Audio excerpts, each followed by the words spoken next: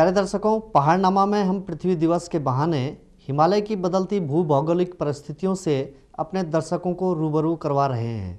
हिमालय के पहाड़ भूगर्भ विज्ञान के लिहाज से नौजवान पहाड़ हैं।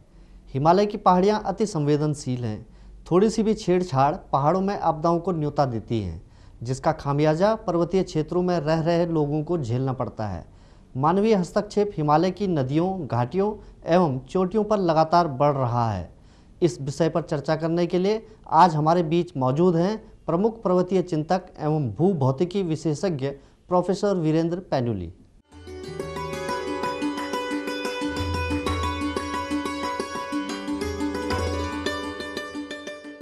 पहाड़नामा में हम विश्व पृथ्वी दिवस को लेकर एक विशेष अभियान चला रहे हैं।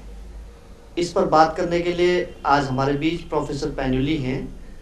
मैं पैन्यूली जी से ये जानना चाहूँगा कि हिमालय में आपदाओं की जो स्थितियां हैं उसके लिए क्या किया जाना चाहिए, ये स्थितियों के लिए लोगों को किस तरह से तैयार रहना चाहिए।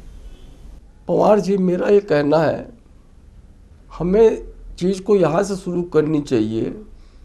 हम अपनी आपदाओं को लेकर चिंतित हैं, हम हिमालय से आने वाली बाढ़ से चिंतित हैं, हिमालय में पड़ने वाले सूखा से चिंतित हैं।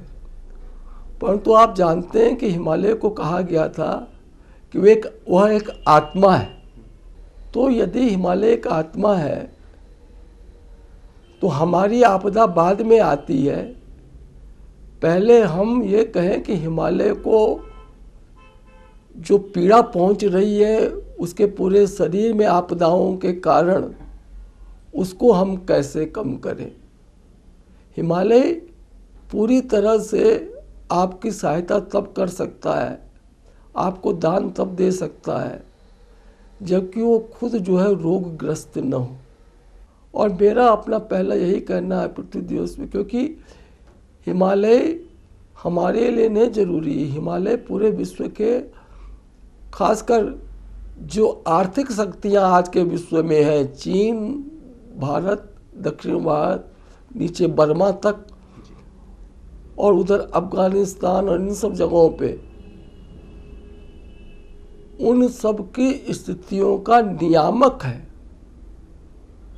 तो यदि हमें पूरे विश्व को उस स्तर पे भी देखें कि आर्थिक जगत की हलचल कहाँ से होगी, और यदि हम उस पे पूरा शेयर बाजार इन सब करके ध्यान फोकस कर रहे हैं, पर ये नहीं सोच रहे हैं कि पूरी आर्थिक जगत की हलचल जिस कृषि से होनी है, जिस मौसम से होनी है, जिस पानी से होनी है, जिस बांध की बिजली से होनी है, जिस जैव विविधता के रक्षण से होनी है, जिन आस्थाओं को और शांति के साथ होनी है, उन सब में हिमालय का बहुत महत्व है। इसलिए हिमालय अगले 10-20 साल के विश्व को बेचैन न करे, इसमें हम सबका हित है। और इसके अंतर्गत जो ये पूरा आपदा का क्षेत्र है, ये दो हैं। एक तो जो मानव ने आपदा पैदा कर दी हिमालय में, और दूसरा खुद समय ने आपदा पैदा कर दी। समय का मैं इसलिए कह रहा हूँ कि आप ये मत कहिए कि जहाँ जहाँ संतन के पाँव पहुँचे या जहाँ जहाँ व्यक्तियों के पाँव पहुँचे वहीं वहीं हिमालय आपदाग्रस्त हुआ। आप जानते हैं कि पूरा हिमालय का पूरा क्षेत्र ऐसा है कि जहाँ पे खोजी, अन्वेषक या जिज्ञासु के अलावा लोग वहाँ पहुँचे नहीं हैं, परंतु वो क्षेत्र भी जो है अब विभिन्न तरह से परेशान है। क्यों? क्योंकि हिमालय की मुख्य प्रक्रिया वायुमंडल से जुड़ी हुई है।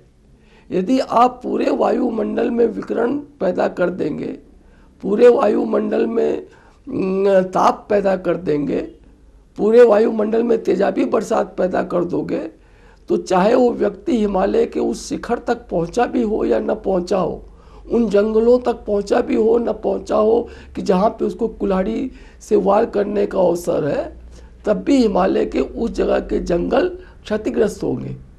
आपको मालूम है कि एक बार रेडियोधर्मी एक उपकरण की वजह से ये चिंता हो गई थी कि क्या पता गंगा का पानी का ये। तो मेरा अपना ये कहना है कि हिमालय को हमें उन आपदाओं से बचाना आज ज़्यादा महत्वपूर्ण है कि जो आपदाएं व्यक्ति के वहाँ तक न पहुँचने के बाद भी हिमालय को आपदाग्रस्त कर रही है। इसे बहुत बड़ा अनुसंधान और शोध का विषय है।